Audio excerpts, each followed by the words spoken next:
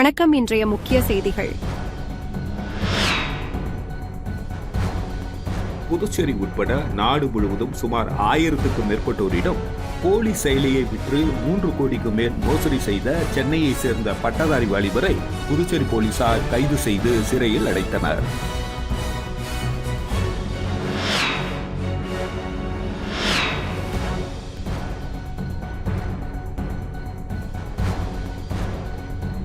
புதுச்சேரி காவல்துறையில் ஒரு sub inspector உட்பட 19 நபர்கள் இடமாற்றம் செய்யப்பட்டுள்ளனர்.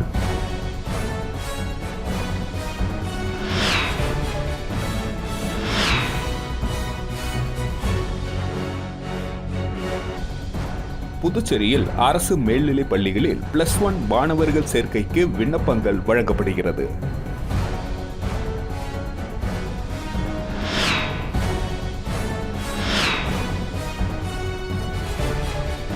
கடன் செயலியில் கடன் பெற்ற இளைஞரின் புகைப்படத்தை மார்பிங் செய்து ரூபாய் 63,000 மோசடியில் ஈடுபட்டவர்கள் குறித்து சைபர் கிரைம் போலீசார் விசாரித்து வருகின்றனர். இனி வருவது விரிவான செய்திகள். புதுச்சேரி உட்பட நாடு முழுவதும் சுமார் 1000க்கும் மேற்பட்டோரிடம் போலி செயலியை விற்று 3 கோடிக்கு மேல் மோசடி செய்த சென்னையை சேர்ந்த பட்டதாரி வாலிபரை புதுச்சேரி போலீசார் கைது செய்து சிறையில் அடைத்தனர். புதுச்சேரி மற்றும் தமிழகத்தில் AI தொழில்நுட்பம் மூலம் ஆன்லைன் ட்ரேடிங்கிற்கு செயலி இருப்பதாகவும் அதுவே தானாக முதலீடு செய்து 1 லட்சத்திற்கு மாதம் 3,000 முதல் 5,000 வரை லாபம் சம்பாதித்து தரும் என சமூக வலைதளத்தில் விளம்பரம் வெளியானது. இதை பார்த்த பலர் அந்த செயலியை பெற்றனர். புதுச்சேரியிலும் செயலியை பெற்றவர்கள் ரூபாய் 40,000 கட்டணம் செலுத்தியுள்ளனர். ஆனால் அந்த செயலி வேலை செய்யவில்லை. இதனால் செயலியை விற்றவர் தொடர்பு கொள்ள முயற்சித்தனர். ஆனால் அவரை தொடர்பு கொள்ள முடியவில்லை. இதையடுத்து தாங்கள் ஏமாற்றப்பட்டதை உணர்ந்து சைபர் கிரைம் போலீசில் பாதிக்கப்பட்ட 7 நபர்கள் புகார் தெரிவித்தனர். இதனையடுத்து சைபர் கிரைம் போலீசார் நவீன தொழில்நுட்பம் மூலம் மோசடி நபரை கண்டறிந்தனர். மோசடி செய்தவர் சென்னை நீலாங்கரையை சேர்ந்த அஸ்வின் விக்னேஷ் என்பது தெரியவந்தது. என்ஜினியரிங் பட்டதாரியான இவர் புதுச்சேரி மட்டுமின்றி நாடு முழுவதும் சுமார் 1000க்கும் மேற்பட்டோரிடம் போலி செயலியை விற்றுள்ளனர் என கண்டறியப்பட்டது. இதனால் சுமார் ரூபாய் 3.5 கோடி வரை மோசடி செய்தது தெரிய வந்ததை அடுத்து தனிப்படை போலீசார் தலைமறைவாக இருந்த அவரை தேடி வந்தனர். இந்த நிலையில் நேற்று சென்னை சோழிங்கநல்லூரில் அவரை கைது செய்து அவரிடமிருந்து 14 லேப்டாப், ஒரு கார், ரூபாய் 7,60,000 ரொக்கம், மின் சாதன பொருட்களை, செக் புத்தகங்கள் பறிமுதல் செய்தனர். அவரிடம் நடைபெற்ற விசாரணையில் 500 நபருக்கு விற்றுள்ளது தெரியவந்தது. தொடர்ந்து மோசடியில் ஈடுபட்ட அனைத்து பொருட்களையும் பறிமுதல் செய்ததோடு குற்றவாளியை நீதிமன்றத்தில் ஆஜர்படுத்தி சிறையில் அடைத்தனர். சும்மா ஒரு 4 இது போட்டு யாரோ ஒரு டெரர் ஆர்கனைசேஷன் பேசிக்கிறாங்க, நான் ஒட்டு கேட்டேன், ஒருவேளை நீங்கள் உங்களுக்கு ஒரு இதுவாகலாமா இருந்தால் பாதுகாப்பாக இருந்துங்க.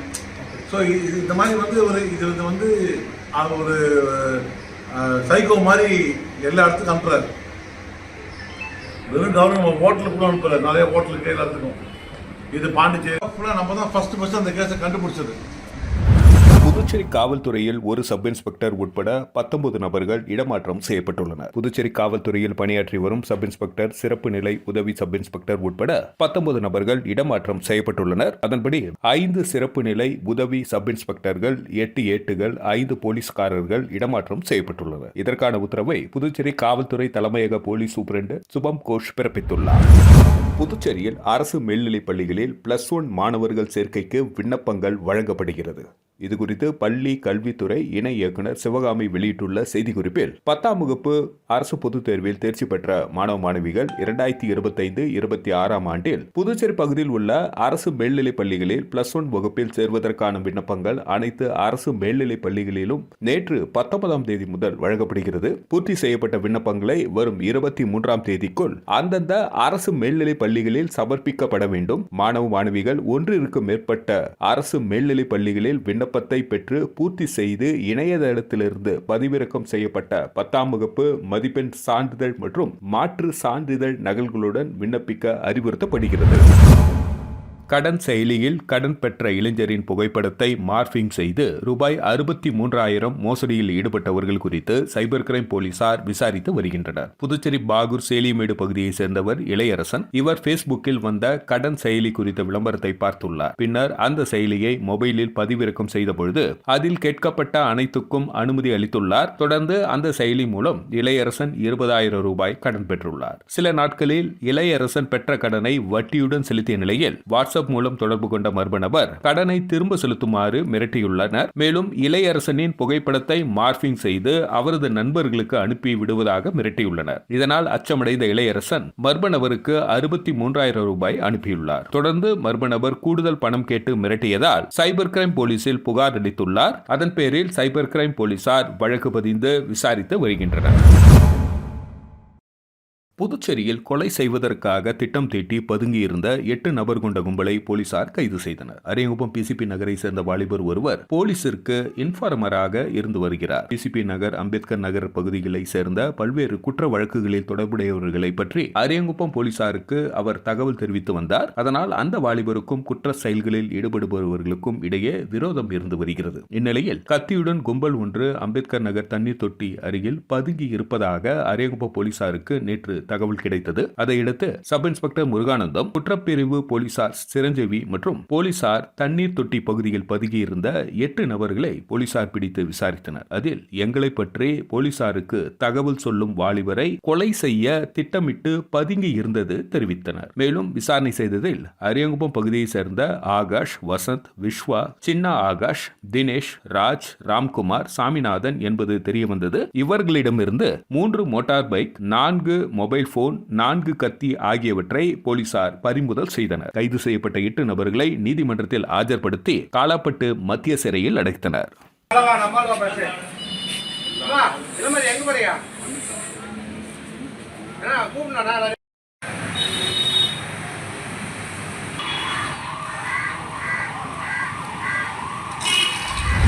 புதுச்சேரி ஜிப்மரில் 11 மருத்துவ பேராசிரியர்கள் பணியிடங்களுக்கு விண்ணப்பங்கள் வரவேற்கப்படுவதாக அறிவிக்கப்பட்டுள்ளது. இதுகுறித்து ஜிப்மர் நிர்வாகம் வெளியிட்டுள்ள செய்திக்குறிப்பில், புதுச்சேரியில் உள்ள ஜிப்மர் நுண்ணுயிரியல் துறை, மருந்தியல் துறை உதவி பேராசிரியர், காரைக்கால் ஜிப்மர் மருந்தியல், நுண்ணுயிரியல் என 11 மருத்துவ பேராசிரியர் காலி பணியிடங்கள் நேரடி நியமனம் மூலம் நிரப்பப்பட உள்ளன. இந்த பணியிடங்களுக்கான கல்வி தகுதி, வயது வரம்பு போன்ற விவரங்கள் ஜிப்மர் இணையதளத்தில் வெளியிடப்பட்டுள்ளது. தகுதியானவர்கள் வரும் ஜூன் 2ஆம் தேதி முதல் வரும் ஜூலை 1ஆம் தேதிக்குள் ஜிப்மர் இணையதளத்தில் விண்ணப்பிக்கலாம். இணையத்தில் சமர்ப்பித்த விண்ணப்பத்தை பதிவிறக்கம் செய்து ஜூலை 8ஆம் தேதிக்குள் புதுவை ஜிப்மர் நிர்வாக பிரிவுக்கு அனுப்ப வேண்டும் என ஜிப்மர் இயக்குனர் வீர்சிங் நேவி குறிப்பிட்டுள்ளார். புதுச்சேரியில் பயிற்சி பெற்ற பட்டதாரி ஆசிரியர்கள் விரிவுரையாளர்களாக பதவி உயர்வு அளிக்கப்பட்டு பணியிட மாற்றம் செய்யப்பட்டுள்ளனர். புதுச்சேரி கல்வித்துறை ஆசிரியர்களுக்கு சீனியாரிட்டி அடிப்படையில் பதவி உயர்வு வழங்குவதற்கான பணிகளை முடுக்கிவிடப்பட்டுள்ளது. முதற்கட்டமாக தகுதி வாய்ந்த பயிற்சி பெற்ற பட்டதாரி ஆசிரியர்களுக்கு விரிவுரையாளர்களாக பதவி உயர்வு அளிக்கப்பட்டுள்ளது. அதன்படி தமிழில் 8 நபர்களும், ஆங்கிலம், இந்தி, பிரெஞ்சு, தெலுங்கு, மலையாளம், அரசியல், அறிவியல், வரலாறு, புவியியல் பாடப்பிரிவில் தலா ஒருவரும், கணிதத்தில் 10 நபர்களும், இயற்பியலில் 5 நபர்களும், வேதியியலில் 13 நபர்களும், விலங்கியலில் 6 நபர்களும், வணிகவியலில் 4 நபர்களும், பொருளியலில் 4 நபர்களும் என மொத்தம் 63 நபர்கள் பயிற்சி பெற்ற பட்டதாரி ஆசிரியர்கள் விரிவுரையாளர்களாக பதவி உயர்வு அளிக்கப்பட்டு பணியிட மாற்றம் செய்யப்பட்டுள்ளனர். இதற்கான உத்தரவை பள்ளி கல்வித்துறை இயக்குனர் பிரியதர்ஷினி வெளியிட்டுள்ளார். புதுச்சேரியில் இதுவரை 12 நபர்களுக்கு கொரோனா தொற்று உறுதி செய்யப்பட்டுள்ளதாகவும் அவர்களை தனிமைப்படுத்தி சிகிச்சை அளிக்கப்பட்டு வருவதாகவும் சுகாதாரத்துறை தெரிவித்துள்ளது. புதுச்சேரி சுகாதாரத்துறை வெளியிட்டுள்ள செய்திக்குறிப்பில், புதுச்சேரியில் கடந்த வாரம் மருத்துவமனையை அணுகிய நோயாளிகளில் டெங்கு, சிக்கன் குனியா மற்றும் கொரோனா பரிசோதனைகள் மேற்கொள்ளப்பட்டன. அவற்றில் 12 நபர்களுக்கு கொரோனா தொற்று உறுதி செய்யப்பட்டது. அவர்களை கதிர்காமம் அரசு மருத்துவமனை மற்றும் அரசு மகாத்மா காந்தி மருத்துவமனையில் தனி வார்டுகளில் அனுமதித்து சிகிச்சை அளித்து வருகிறோம். மேலும் இந்த கொரோனா நோயாளிகள் 3 நாள் சிகிச்சைக்கு பிறகு குணமடைந்து விடுகிறார்கள். இதுவரை எந்த விதமான தீவிர பாதிப்பும் இல்லை. முன்னெச்சரிக்கை நடவடிக்கையாக கோரிமேடு டிபி மருத்துவமனையில் 10 ஐசியு படுக்கைகள் மற்றும் 2 வெண்டிலேட்டர்கள் வசதி செய்யப்பட்டுள்ளன. அதிலிருந்து அதிக பாதிப்புடையவர்கள் அங்கு அனுமதிக்கப்படுவர். நோயாளிகள் மட்டும் முகக்கவசம் அணிய வேண்டும், மற்றவர்கள் அணிய தேவையில்லை. மத்திய அரசின் புதிய வழிகாட்டு நெறிமுறைகள் இதுவரை வரவில்லை. இருந்தாலும் பொதுமக்கள் விழிப்புணர்வுடன் இருக்க வேண்டும் என குறிப்பிடப்பட்டுள்ளது. ஊசுடு சட்டமன்ற தொகுதிக்குட்பட்ட பொறையூர்பேட்டு அரசு தொடக்கப்பள்ளியில் ரூபாய் 26 லட்சம் மதிப்பில் பராமரிப்பு பணிகள் மேற்கொள்வதற்கான பணியினை அமைச்சர் சரவணகுமார் பூஜை செய்து தொடங்கி வைத்தார். ஊசுடு சட்டமன்ற தொகுதிக்குட்பட்ட பொறையூர்பேட்டில் உள்ள அரசு தொடக்கப்பள்ளியை ரூபாய் 26,28,000 மதிப்பில் புனரமைக்கும் பணியின் துவக்க விழா நடைபெற்றது. இவ்விழாவில் தொகுதி சட்டமன்ற உறுப்பினரும் அமைச்சருமான சரவணகுமார் கலந்து கொண்டு பூமி பூஜை செய்து பணியினை தொடங்கி வைத்தார். மேலும் விரைந்து பணிகளை முடிக்குமாறு அதிகாரிகளிடம் அறிவுறுத்தினார். இந்த நிகழ்ச்சியில் துறை அதிகாரிகள், தொகுதி பாஜக நிர்வாகிகள் உட்பட அப்பகுதி மக்கள் திரளாக கலந்து கொண்டனர்.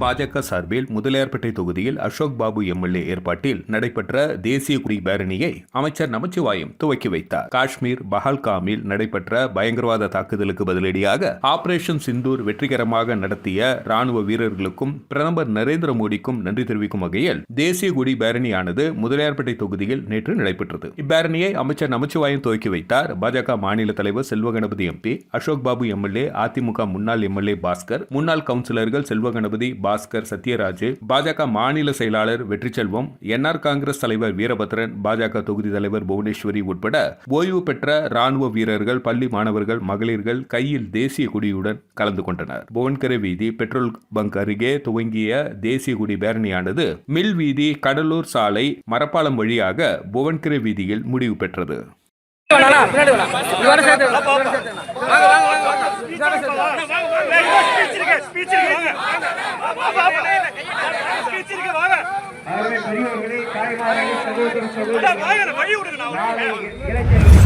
புதுச்சேரி வந்த முன்னாள் பாரத பிரதமர் ராஜீவ்காந்தி நினைவு ஜோதி யாத்திரையை காங்கிரஸ் கட்சியின் மாநில தலைவர் வைத்திலிங்கம் எம்பி, முன்னாள் முதலமைச்சர் நாராயணசாமி ஆகியோர் வழி அனுப்பி வைத்தனர். முன்னாள் பாரத பிரதமர் ராஜீவ்காந்தியின் 34வது நினைவு தினம் நாளை நாடு முழுவதும் அனுசரிக்கப்படுகிறது. இதனையொட்டி ஆண்டுதோறும் கர்நாடக மாநில காங்கிரஸ் தொழிலாளர் பிரிவின் சார்பில் அமரர் ராஜீவ்காந்தி நினைவு ஜோதி யாத்திரை நடைபெறுவது வழக்கம். அதன்படி கர்நாடகாவில் கடந்த 15ஆம் தேதி ராஜீவ்காந்தி நினைவு ஜோதி யாத்திரையை கர்நாடக முதலமைச்சர் சீதாராமையா, துணை முதலமைச்சர் சிவகுமார் ஆகியோர் துவக்கி வைத்தனர். இந்த நிலையில் நேற்று புதுச்சேரி வந்த ராஜீவ்காந்தி நினைவு ஜோதி யாத்திரைக்கு ஐஎன்டியூசி மாநில செயலாளர் பாலாஜி தலைமையில் வரவேற்பு அளிக்கப்பட்டது. அதனைத் தொடர்ந்து இன்று காலை வழி அனுப்பும் நிகழ்ச்சி ரெட்டியார்பாளையம் பகுதியில் நடைபெற்றது. ஐஎன்டியூசி மாநில செயலாளர் பாலாஜி தலைமையில் நடைபெற்ற இந்த நிகழ்ச்சியில் காங்கிரஸ் கட்சியின் மாநில தலைவர் வைத்திலிங்கம் எம்பி, முன்னாள் முதலமைச்சர் நாராயணசாமி, சட்டமன்ற உறுப்பினர் வைத்தியநாதன் ஆகியோர் ராஜீவ்காந்தி நினைவு ஜோதியை ஏற்றி யாத்திரையை வழி அனுப்பி வைத்தனர். இந்த நிகழ்ச்சியில் ஐஎன்டியூசி நிர்வாகிகள், காங்கிரஸ் கட்சி நிர்வாகிகள் உட்பட பலர் கலந்து கொண்டனர்.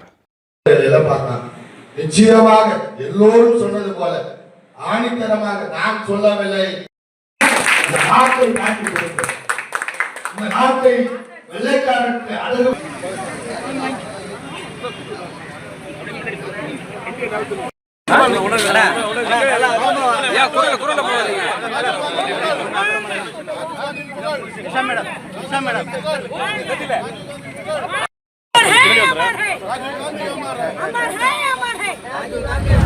புதுவை தமிழ்ச்சங்கத்தில் திருவள்ளுவர் சிலை அமைக்கப்பட்ட தினத்தை முன்னிட்டு வள்ளுவர் சிலைக்கு மாலை அணிவித்து திருக்குறள் கூறும் நிகழ்ச்சி நடைபெற்றது. புதுச்சேரி தமிழ்ச்சங்க வளாகத்தில் திருவள்ளுவர் சிலை அமைக்கப்பட்டு 6ஆம் ஆண்டு விழாவினையொட்டி அவரது சிலைக்கு மாலை அணிவித்து திருக்குறள் கூறும் நிகழ்ச்சி நடைபெற்றது. இந்த நிகழ்ச்சிக்கு சங்க தலைவர் முத்து தலைமை தாங்கினார். இந்த விழாவில் புதுச்சேரி வேளாண் விவசாயிகள் நலத்துறை முன்னாள் இயக்குநர் சிவ வசந்தகுமார் கலந்து கொண்டு வள்ளுவர் சிலைக்கு மாலை அணிவித்து மரியாதை செலுத்தினார். இந்த நிகழ்ச்சியில் புதுவை தமிழ்ச்சங்கத்தின் செயலாளர் சீனு மோகன்தாஸ் விழாவினை ஏற்பாடு செய்திருந்தார். மேலும் மாணவர்களுக்கு திருக்குறள் புத்தகங்கள் வழங்கப்பட்டது. இந்த விழாவில் தமிழ்ச்சங்கத்தின் ஆட்சி மன்ற உறுப்பினர்கள் திரளாக கலந்து கொண்டனர்.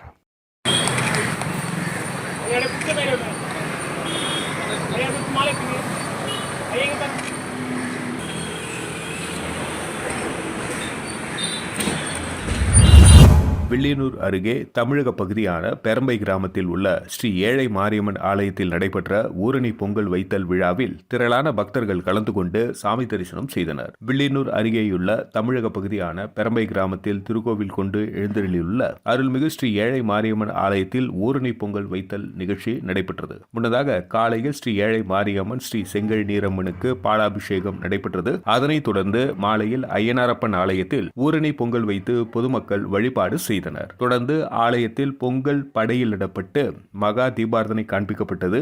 இதில் திரளான பக்தர்கள் கலந்து கொண்டு சாமி தரிசனம் செய்தனர்.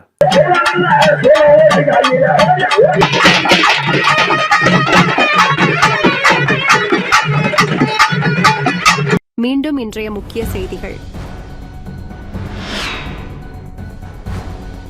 புதுச்சேரி உட்பட நாடு முழுவதும் சுமார் 1000க்கும் மேற்பட்டோரிடம் போலி செயலியை விற்று 3 கோடிக்கு மேல் மோசடி செய்த சென்னையை சேர்ந்த பட்டதாரி வாலிபரை புதுச்சேரி போலீசார் கைது செய்து சிறையில் அடைத்தனர்.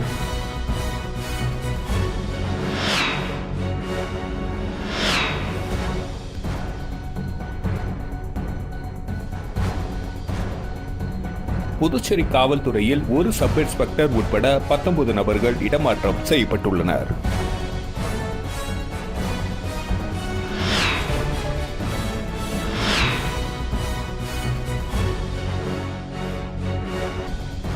புதுச்சேரியில் அரசு மேல்நிலைப் பள்ளிகளில் +1 மாணவர்கள் சேர்க்கைக்கு விண்ணப்பங்கள் வழங்கப்படுகிறது.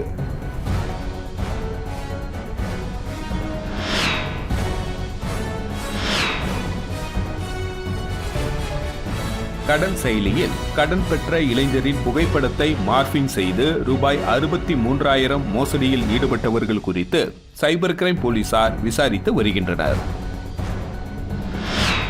செய்திகளை துல்லியமாகவும் தெளிவாகவும் தெரிந்து கொள்ள கிரியேட்டிவ் மீடியா யூடியூப் சேனலை சப்ஸ்கிரைப் செய்து கொள்ளவும். நன்றி, வணக்கம்.